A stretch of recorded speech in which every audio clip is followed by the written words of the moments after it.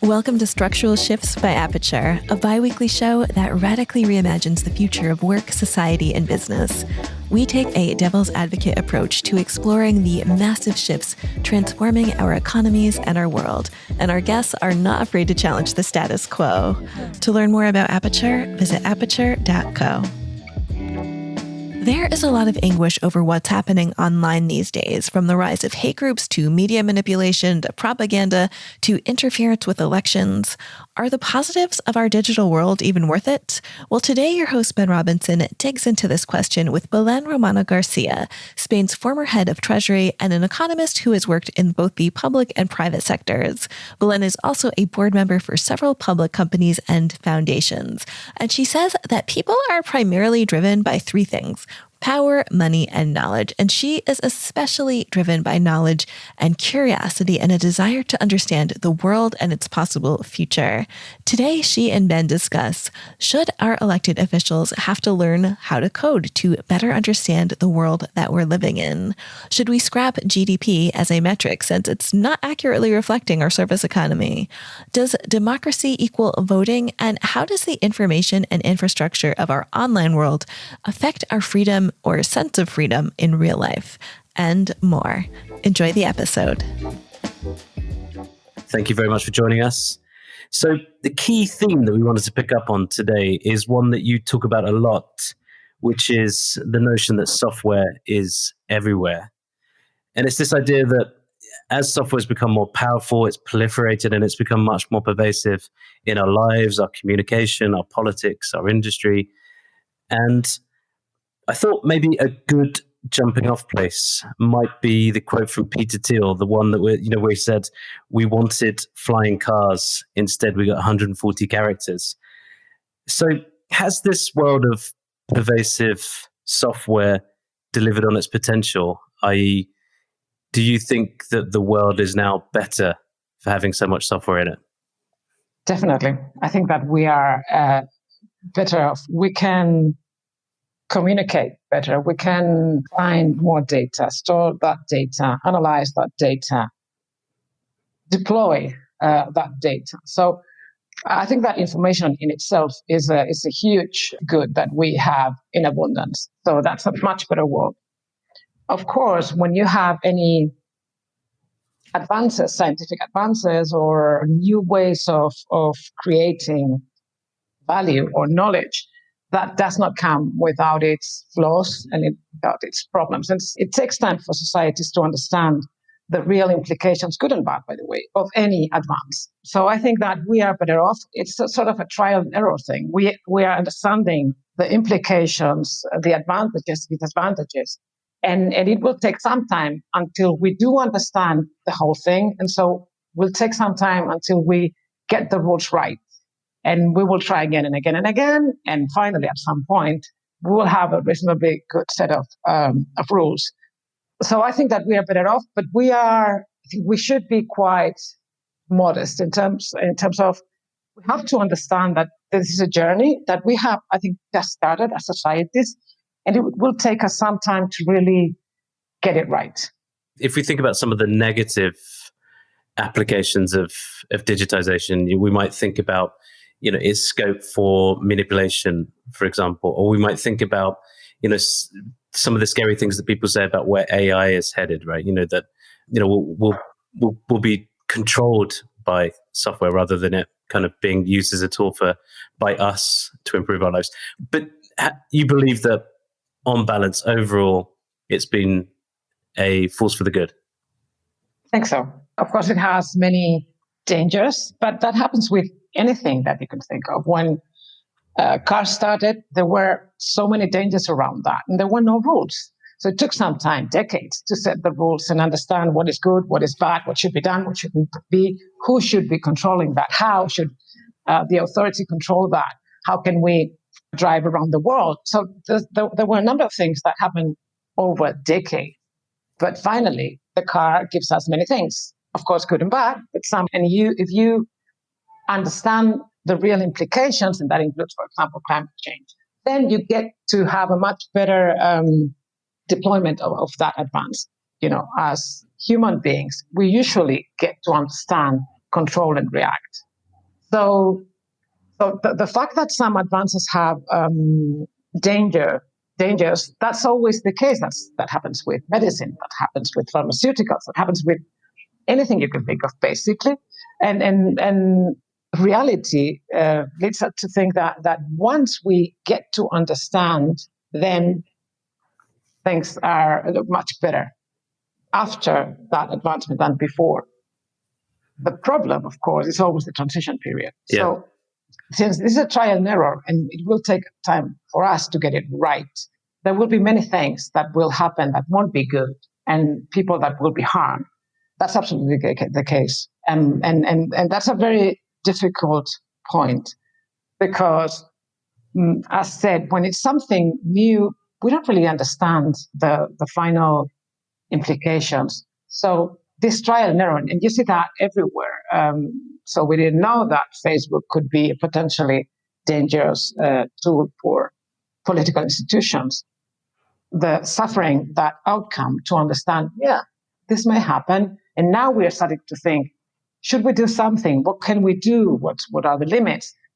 So does it mean that social networks should be banned?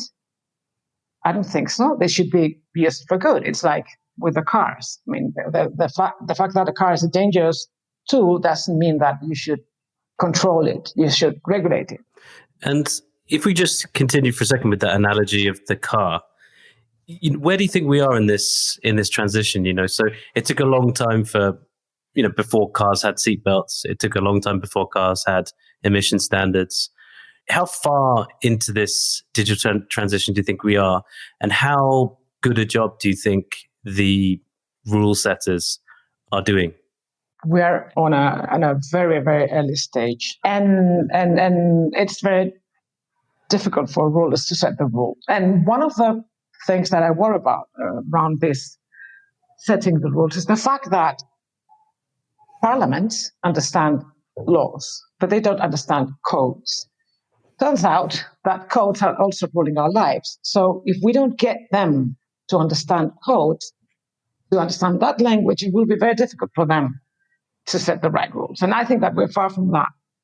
Is it, I always say, if you had a council of wise men, old men, that had to set the rules, they couldn't read, and they had to set the rules for the printing press.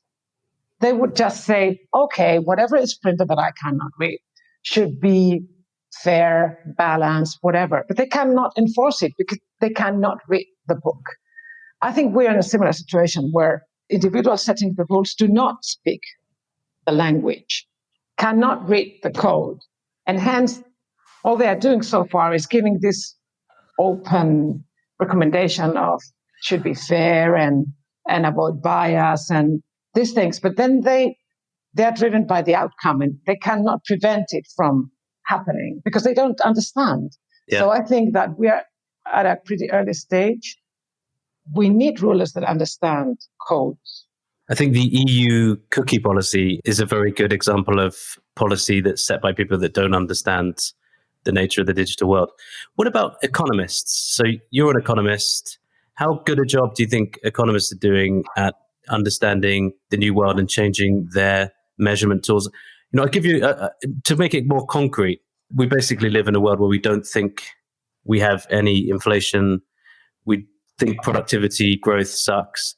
But is that really the case? Because, there might not be, inflation in the price of streaming music, but there feels like there's a lot of inflation in other areas, healthcare and so on. Do you think we're using the right measurement tools for the digital world? We economists are really struggling because we are all educated in an industrial world. So if you take GDP nominal versus real is inflation. GDP is a very industrial concept in many ways. I mean, it started as one physical thing times the price, and that is GDP. And the evolution of both the number of physical things and the prices leads you to GDP real and nominal. We started struggling with services. So you know that for decades, for example, financial services were not part of the GDP because no one thought it could be measured in terms of any value added. So with services, which is something in the middle between digital and industrial, we did struggle to understand productivity, to measure. You don't have a physical thing, whatever glasses times the price. It's services, and you don't know what that means in a very industrial world. So we tried to build this bridge with services. Did a very good job, but reasonably good, I think. But if you jump to digital, you don't have this vertical approach to sector, which is very industrial. So, and there's this huge debate now in the economist world around one, inflation, and two, productivity, as you were rightly saying. That there are now two camps. Some people saying we're heading into a world of no inflation forever, and some people thinking that we are heading into a high inflation world because finally a monetary phenomenon. But as I said, I struggle with that, and it's difficult to get cyber economy into this, the cyber factor into the GDP. I'll give you one example that I always think of. The value for Google of having Germany, where is it? Is it part of the German GDP? It doesn't look like that, because that value is not the revenue. The revenue is coming from the German ad.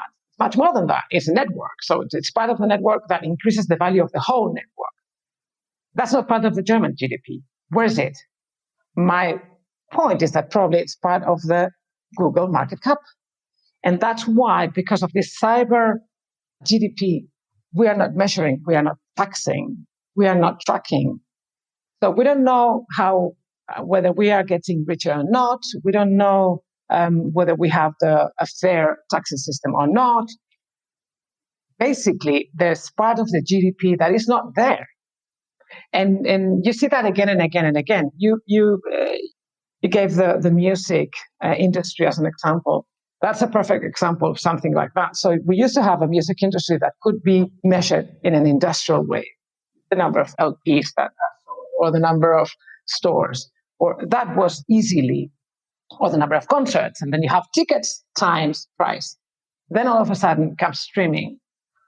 Basically, in terms of GDP, the music industry has disappeared because you don't have much employment, you don't have tickets, you don't have LPs. So you don't have physical things that you can measure. Even then, we have never been able to access so much music in our lives. Yeah. Not necessarily for free. You pay for that. Spotify, you pay for it. But you access a huge store of music that you can choose, you can find, whatever. That's not part of the GDP. Yeah, it seems to me that the abundance that you talk about translates into consumer surplus, right? Which is, by definition not captured because it's surplus. And I often wonder if we were able to sort of better understand consumer surplus and somehow feed that back into GDP, that might be a way of capturing some of the benefits. But I just wonder in general if GDP is just, we should scrap it, if it's just obsolete and we should start again. Because, you know what I mean? It's like you're saying, it's a bit like inflation. You have RPI minus X, RPI minus Y, and it's like how many things can you augment a sort of broken metric for in the end before you have to just start again? Well, the fact that we are using not a perfect measurement does not mean that we should use none.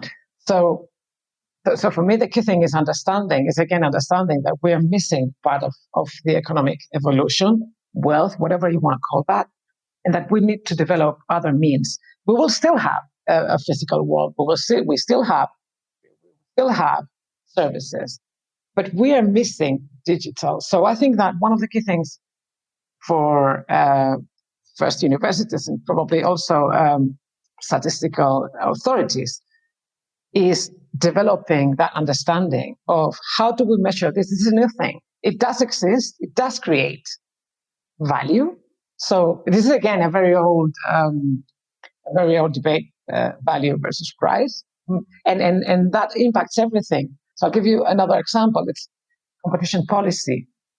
The competition policy is basically based on the knowledge if the prices are low, competition works. Because the prices are the final signal of a monopoly or oligopoly. Turns out that's not the case because we're not paying with money. we're paying with data, and data have no value, no price, so they're for free. So all of a sudden, you have a competition policy based on a very industrial concept that needs to adapt to something different, which is we're paying with our souls, so to speak, our data. So I think that the key thing is for first, or both universities to start thinking about this, and I think that some have already started thinking of this concept of cyber GDP and value versus price. What happens when you have value but no price, or a price that does not fit much with the value, as it's the case with data? So I wouldn't say, okay, we don't use GDP anymore, but I think that we should at once develop other complementary ways of measuring and understanding the digital world. I just wanted to return to that idea of regulating the digital economy, because, as you say, in the past, the litmus test was, our price is going up to the end consumer. Therefore, there's a sign of, of the company has market power and can, manipulate pricing. How do we regulate networked businesses, and how worried are you about the sort of increasing size and influence of some of the largest platforms? Over the years, when you have a huge concentration of power, you have a problem. As a society and as a state, by the way, the concentration of power is always dangerous. So one of the things that I really wonder is why people, and that happens especially with younger generations, do not care about giving away their information to companies, but they care about giving information to the state. And if you live in a democratic state, you do have rules. You have a transparent system where you know your rights and you have tools to defend your rights. That's not the case with the large platforms, and there are millions of that. You have Facebook measuring video views and charging for it. So it's the same as the judge, and the defendant is the same. Or you have no ability to prove that whatever video you posted has been more or less than another one.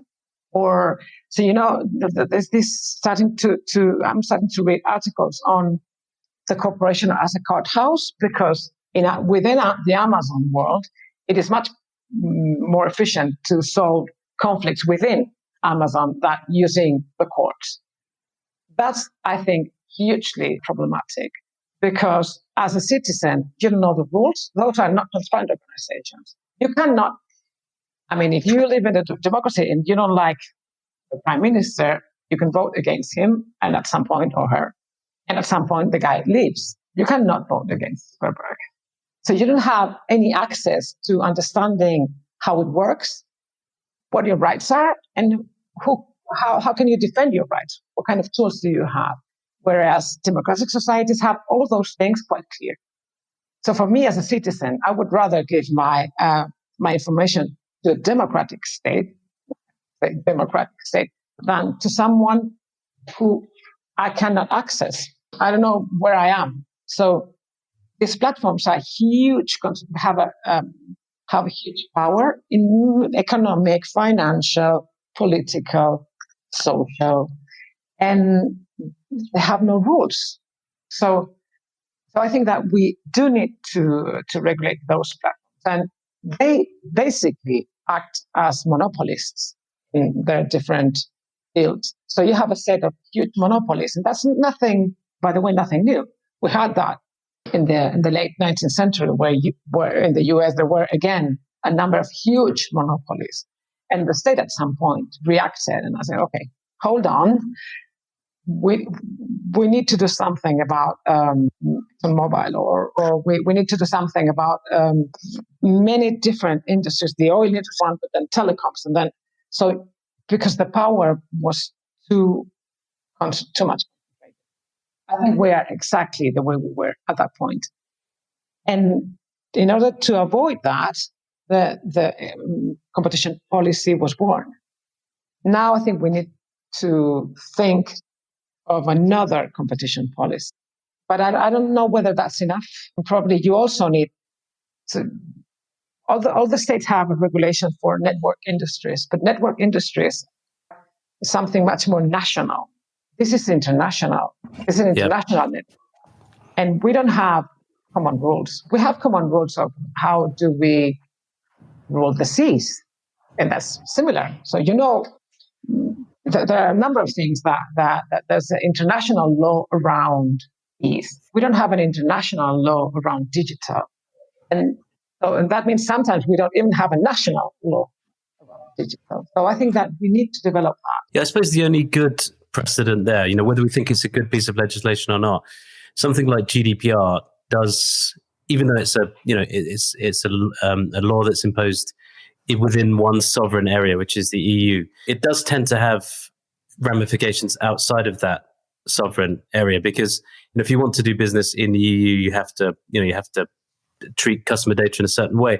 And what tends to happen is those policies then tend to become globally applied, right? But I just wonder in general, I think, you said earlier on that we have politicians that, understand law, but they don't understand code, I think is what you said. And that was never more evident than in the times that sort of the big platforms are brought to Congress, for their annual grilling, right? And I'm just wondering, if it's difficult to impose regulation cross-border, and if it's difficult for our current generation of politicians to impose the right kind of regulation at all, is the answer maybe to devolve more responsibility down to us as individuals, and some way try to give us more transparency so that we make better informed decisions about the platforms we use and what we share with them and so on? Do you think that could be the answer? So, i.e., put more responsibility in our hands? For a number of reasons. One is they are monopolies. So that's the first point. The second point is the nature of data. The problem with data is that the value comes from the aggregation. So on your own, you cannot get value from your data, because your data, my data, have no value on themselves. So you have to aggregate. And aggregation means something that goes farther than the individual. So the combination of the two things make it very difficult for individuals to really be responsible, so you would be asking them for something they cannot do, basically, because they don't have the means. I'll give you one example that for me, GDPR is it is at least the first step, but I really like the right to be forgotten, because that's something that you gave away your information, or someone gave away your information in a situation when we didn't really know the consequences of that, and then you suffer those consequences. The right to be forgotten was a concept that was born in Spain. So it was a Spanish case that led to this thinking of, this is unfair because someone did something 3 decades ago. The guy is suffering from it again and again and again. And the problem is, I'll give you one example. If you have a public appointment in Spain, your application number gets published. And at the same time, it looks like that should be private. And years ago, I had an attack, and the police told me, but everyone knows where you live and your identification number. And I said, yeah, but that came from the fact that I was a public official. So all of a sudden, you have something that was a rule thinking of a different world, and all of a sudden it becomes a threat. And you cannot do anything because that is not part of the right to be forgotten. That's nothing wrong, but it's part of my privacy. And even then, it's there. So as individual, I cannot do much. Think of that I need infrastructure of authorities, courts that help me protect my rights, understand and protect my rights. So I don't think that individuals are the way out. So regulations are still a thorny issue. And the other issue I wanted to talk about was this idea of, your idea of sort of policing the seas, right? Because what are the seas?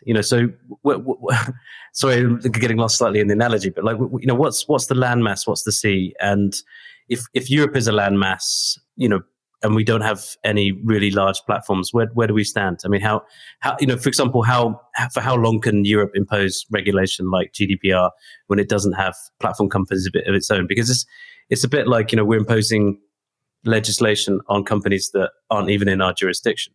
But that's why I like the analogy of the seas. because national law, you do regulate companies that are not part of your jurisdiction. And I think that the internet has been almost a global ocean. I think it's not anymore. The exception being, of course, China. Right from the beginning, the Chinese thought, oh, wow, this is an ocean. I want to control my ocean. I want to set the rules. I think that we are clearly moving into a world of fragmented internet where we again have different, not an ocean, but different oceans or seas, if you want. And you see that the Russians announced that they at some point they wanted to close their internet and have a sort of a narrow channel into their internet, so that they can control both their internet and the channel. The Chinese, of course, control that. I think that the US is thinking also of, we need to think of how we control and have a walled garden, if you want, that we know what is going on, who's doing what, and we can react to that. So this dream of an open internet for every country, whatever, I think it's over. And of course, that worries me in terms of Europe, because so Europe has advantages and disadvantages. The disadvantages that, of course, we lack any sort of. That's a huge disadvantage. The advantage is that we still are the largest market in the world. We are interesting. The problem is when you're not interesting at all, then you're done. But when you can add value, then you have some tools to regulate that value that you are creating. So I think that Europe has that right and that ability, and also the tradition. I think that we do have the tradition. We may over-regulate sometimes, but we know how to regulate, and we think of the individual as someone that has to be protected. That comes from a long tradition of European thinking, philosophy, political science, sociology, anything you can think of. So from that point of view, Europe has a chance. The thing is, for me, that if we use another analogy, and we think of the late 19th century and how the industrial power was built, and that means power for states or companies, there were three things: the ability to produce things, the ability to move those things, so you needed a physical infrastructure, and then the rules of the game. And if you look at the industrial world, the industrial powers, what they did is, okay, I produce, I build infrastructure, the train being the first one, and quite clear. If you look at how the trains were designed in the 19th century, you knew who was powerful and who wasn't in terms of countries. Spain was losing the battle, and only looking at that map is clear. And then the rules of the game, which is free trade, that coincidentally only applied to industrial goods, not to agricultural. Okay, we've done 100 years, and then digital power. Who can produce, store, and analyze data? Very few countries or companies. The infrastructure are the platforms. We lack the infrastructure. Yep. And then the rules.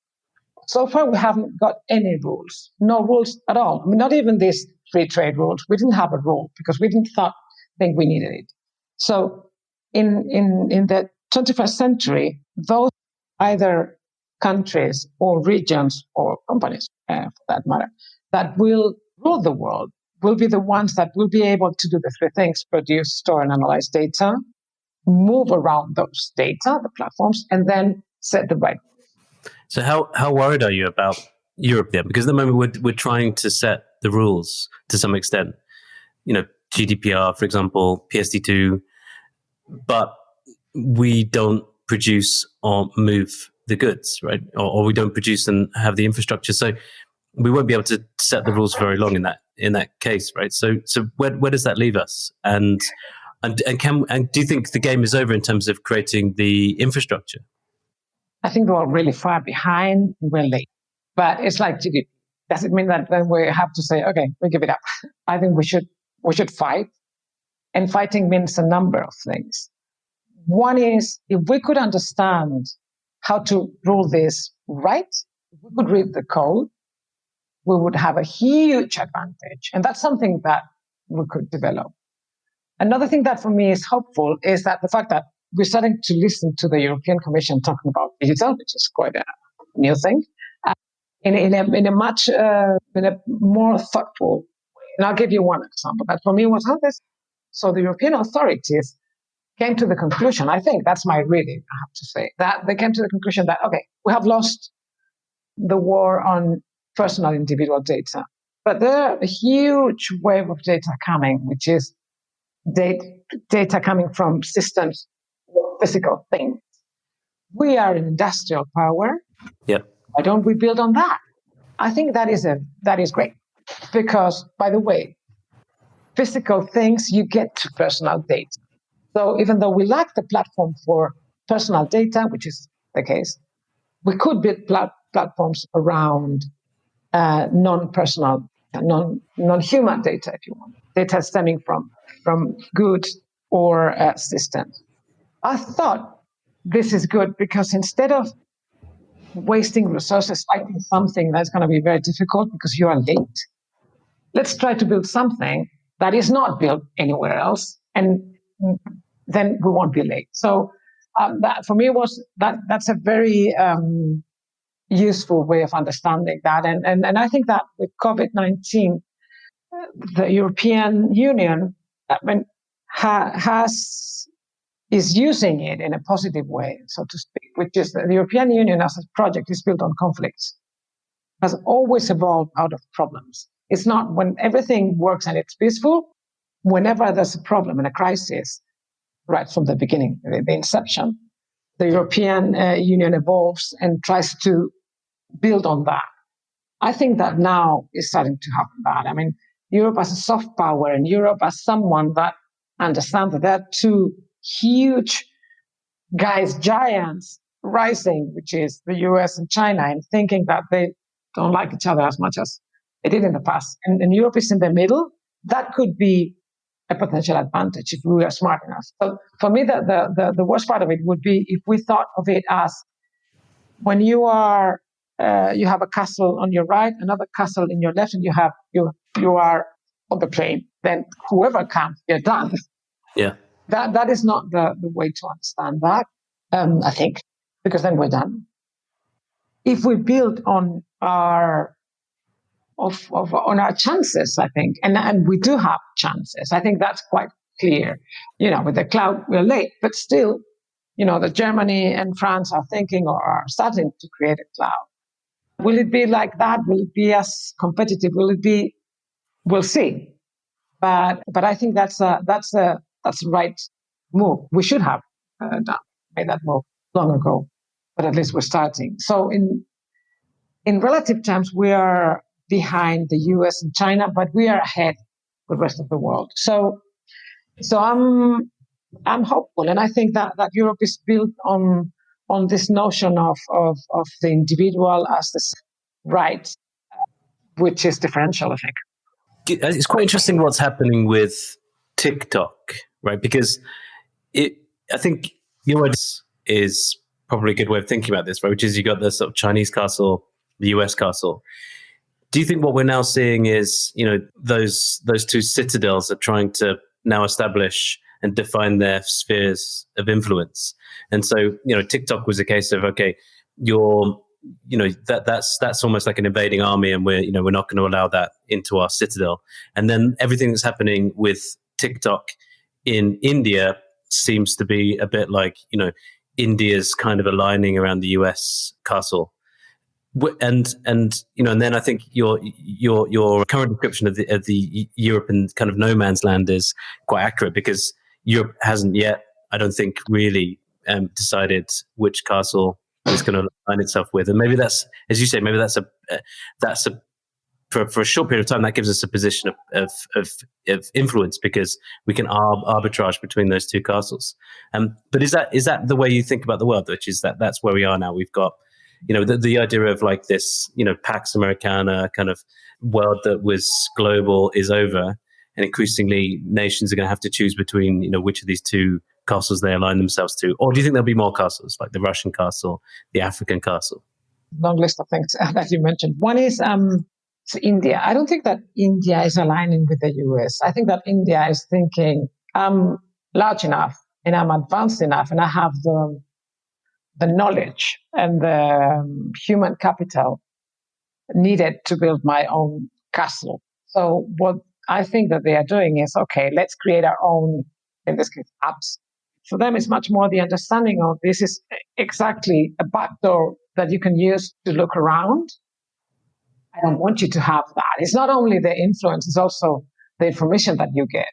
So I think that India, one of the things with digital, it looks like the network effects come with a huge amount of data. And a huge amount of data, if talking about personal data, comes from large populations. India, which is a very, very large country, has the means to create their own network effects. They don't need to have anyone else. They are, as it happens with China, they are large on their own. They don't need to have anyone else to create network effects. So I think that they have understood that and they want to build on that. And from that point of view, neither the US nor Europe on our own, I don't think we are large enough in terms of that sort of pool of population and data. Probably we need to think of something that combines both. Otherwise, it's very difficult. If you think of, if the US thought, okay, I'm closing my castle, it's only us, that's not enough. That's clearly not enough. They need to think of other pools of population. Probably we will see, at least, I think that large countries will try to build their own castle. Brazil is another example of a country that thinks that they are large enough, they have the means, they have the knowledge to do something on their own. And so we will have that. As it happens with if you think of the industrial world, of course, the first industrial power was the UK, but then Germany reacted pretty soon, and then the US also. So you ended having a short number of industrial powers, but a number of industrial powers. So I think that we will see something similar. Not only two, I think we will have a number of powers. And I hope that Europe will use that as a chance. Because I think what's interesting about India is with Jio, right? They've almost sort of separated infrastructure from production, which is to say, since we own the infrastructure, we'll allow, foreign companies, or American platforms to operate on the infrastructure, but we own the infrastructure. So we have, we have a certain level of sovereignty that Europe, for example, doesn't have, because we neither have the platforms nor the infrastructure, right? So I wonder if that might be the model for, as you referenced Brazil. I wonder if that might be the model that is followed by others, right? At least then you have a stake in the digital world, whereas if you own neither the infrastructure nor the platform, you have. No, I agree. I think that at least you need to control the highway, and then you get to decide which car can go through that highway and whether you have to charge or not, and the whole thing. If you lack everything, if you lack the highway and the car, you're done. So as it was the case in the industrial world, you needed to have infrastructure for trains, and that you built, controlled, and then otherwise, if someone else, one example again, we didn't have the money to build our own infrastructure in the 19th century. It was the UK the British companies that built it. So they built it for their own, not for the Spanish people. It was more to extract value out of mines, basically. So we had exactly the wrong infrastructure that we did not own, not control, not design. So you're done. You cannot succeed in the industrial world with those weaknesses. I wanted to pick up on something that you talk about, which is that democracy does not equal voting. What do you mean when you say democracy does not equal voting, and how is that somehow a digital, or how is that sort of relevant to this digital shift? People tend to think that if I vote, that's fine. Then I can defend my rights, but that's not true. It's, for example, you have certain rules to control propaganda or financing in a democracy, or what kind of information you can give, of how long are you always on campaign, or can you be bombarding people again and again and again? Do you give them one day off to think, whatever? So a number of things that complement the voting. But I think that we have completely forgotten that that infrastructure of rules is key. And if you don't have that, then voting doesn't. Any dictator can organize a voting, and quite coincidentally, is always to his advantage. It's always 95%. But it's not the voting.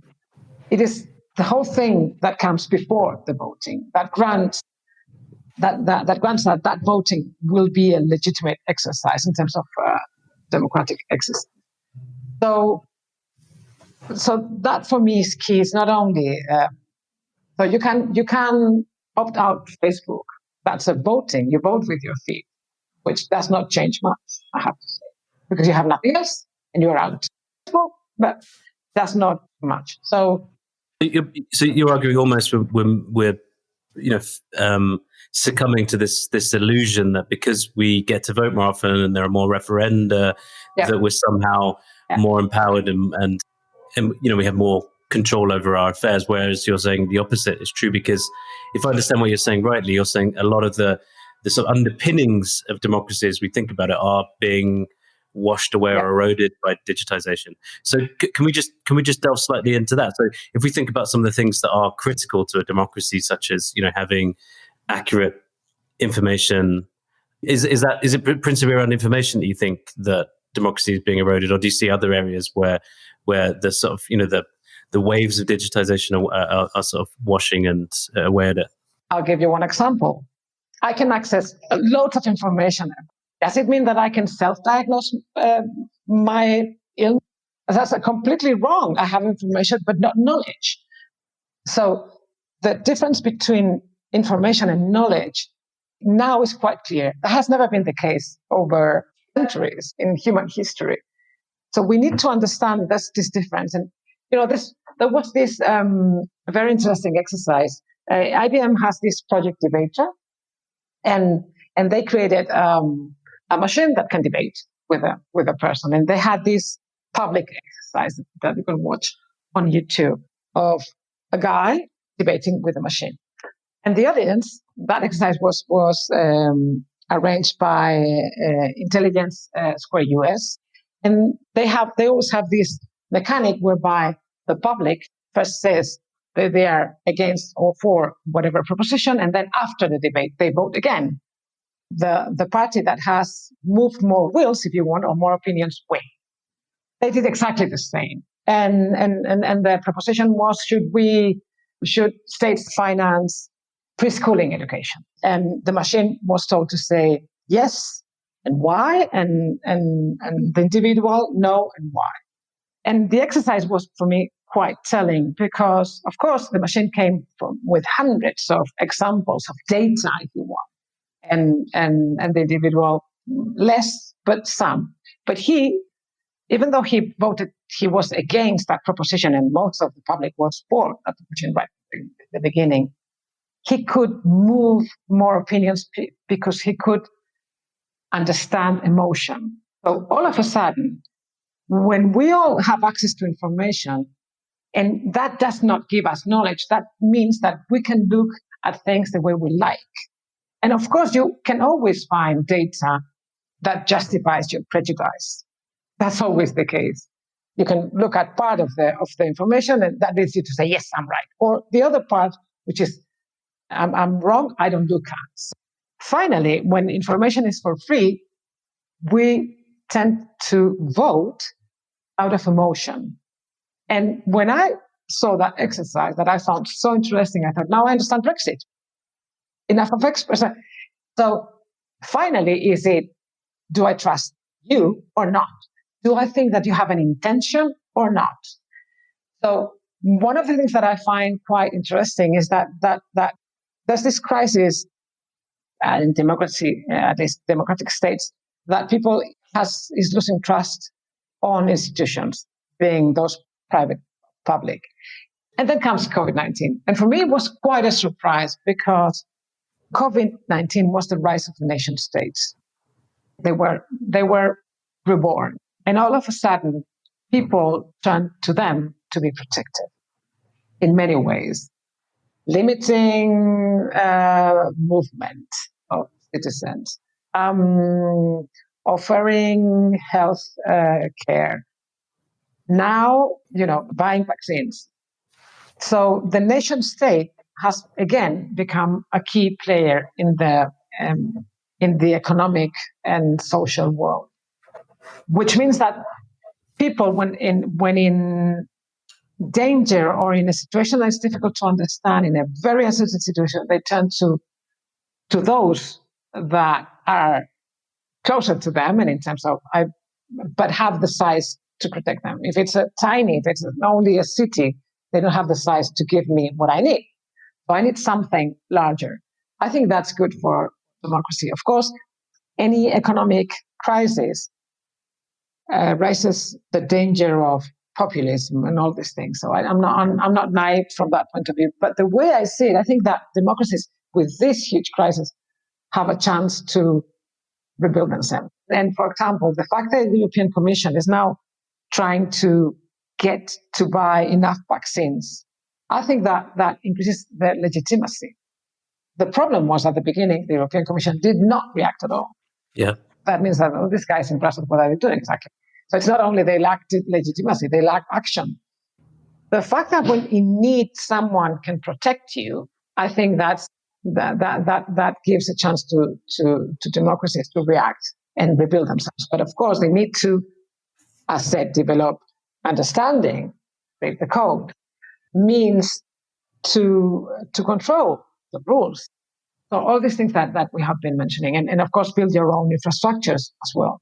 You often talk about how conception of democracy is so bound up with industrial age concepts that I suppose the other question is, if democracy depends on nation states, and nation states are, with a long-term view, in trouble, and if democracy depends on, the institutions of the industrial age, then is democracy in trouble from two sides? No, the key distribution of wealth comes through wages to work, which is quite a revolution in terms of the history of the humankind. So if you work more, you get the chance to be wealthier.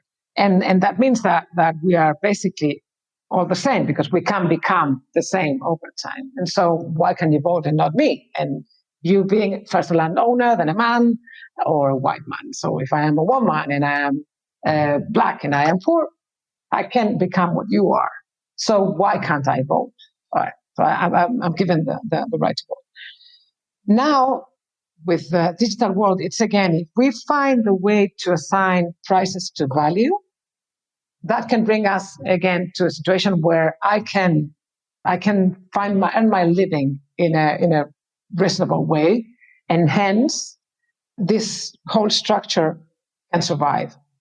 If that's not the case, if we cannot understand how value is created and distributed, and therefore how fair our economies are, we don't know how fair they are because we don't have the right measurement. Again, so we measure part of the fairness or unfairness, but the rest does not exist. So if democracy is a key to grant fairness, then we need to have those tools. Some people will be helped by training. Some people won't.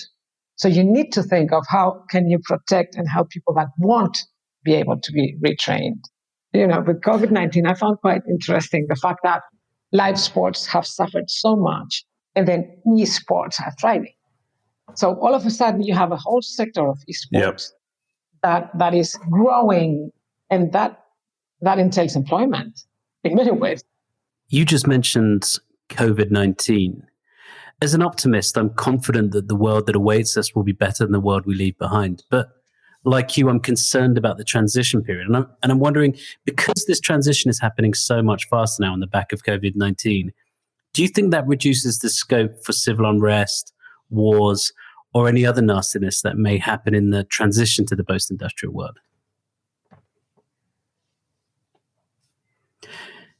In terms of the COVID-19, I'm worried about the short-term economic effect bring.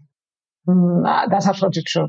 And it's also true that it's somehow accelerating these trends. But the positive side of it is that they are becoming visible.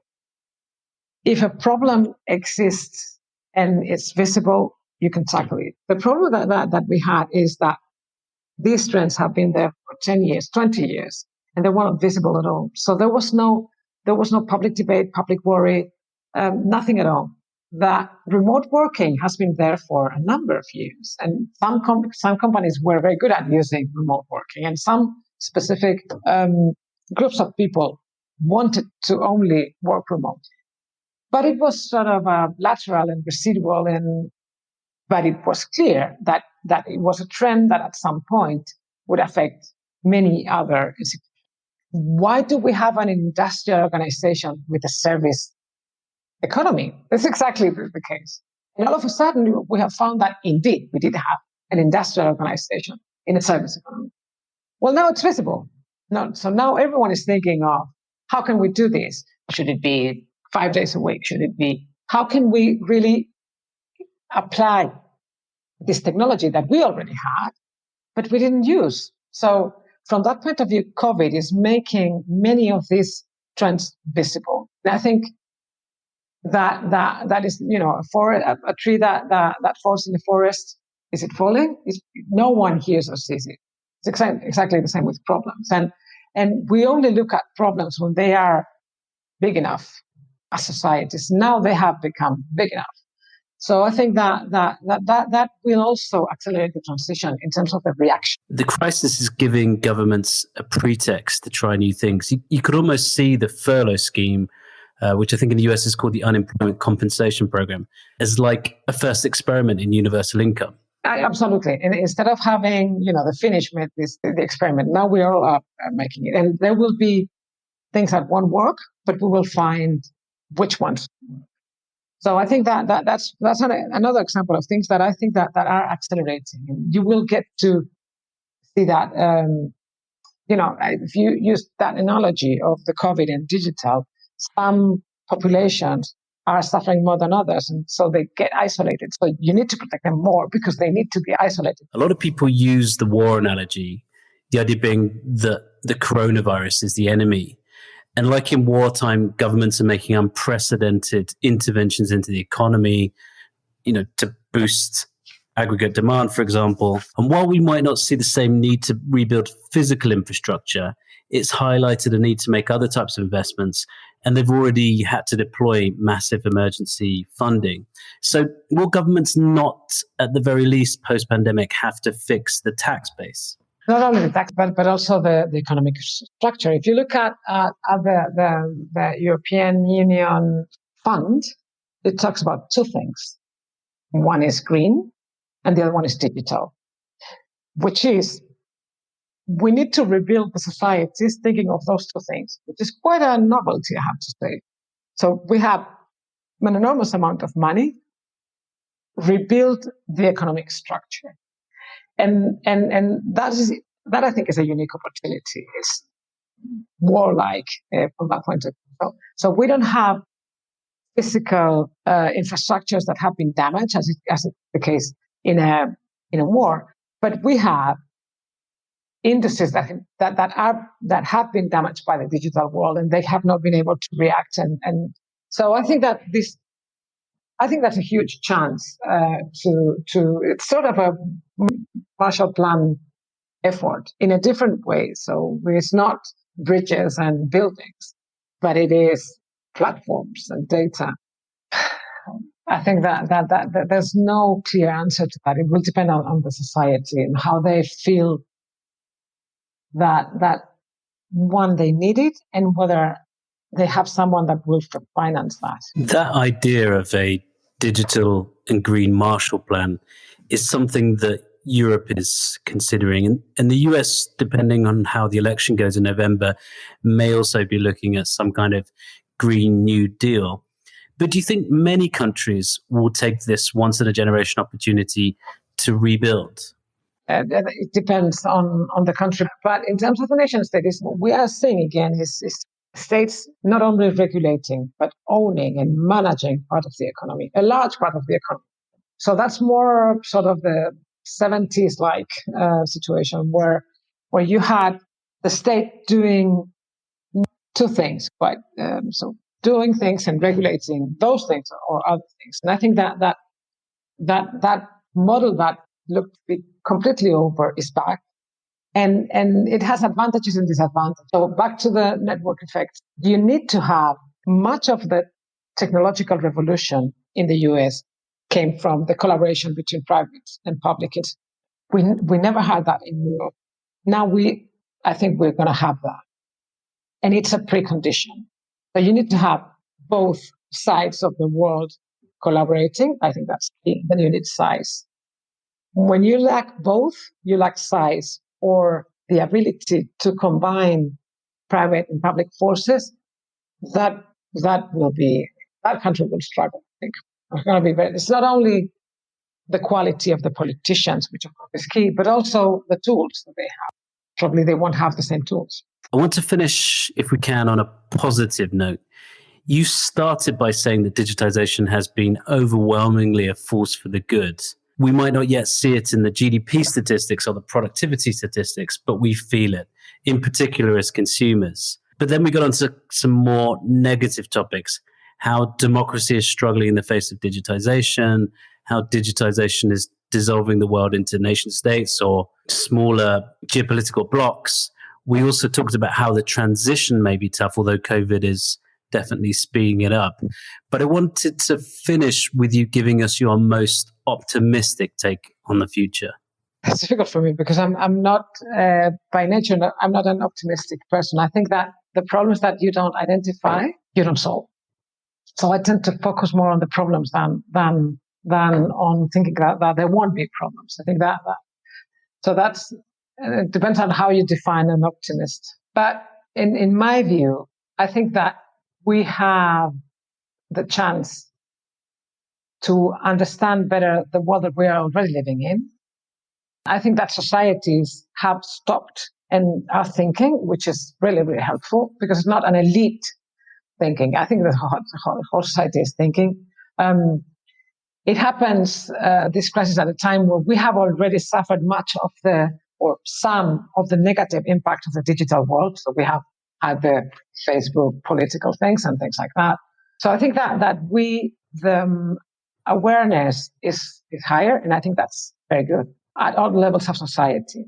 So for me, an optimistic or a positive, much more than optimistic, I would like to call it a positive outlook into the future would be democracies get stronger because they understand the rules of the game. We get to measure, track, and if needed, control the value and impact of digital, and hence we really create abundance and give it away to our citizens. I think that Europe has the size, the human capital, and now the understanding. So we have the tools, let's use them. Thank you so much for coming on the Structural Shifts podcast. Thank you. Thank you so much. Thank you for listening to Structural Shifts by Aperture. To learn more about us, visit aperture.co. We are strategy for the networked age. Until next time.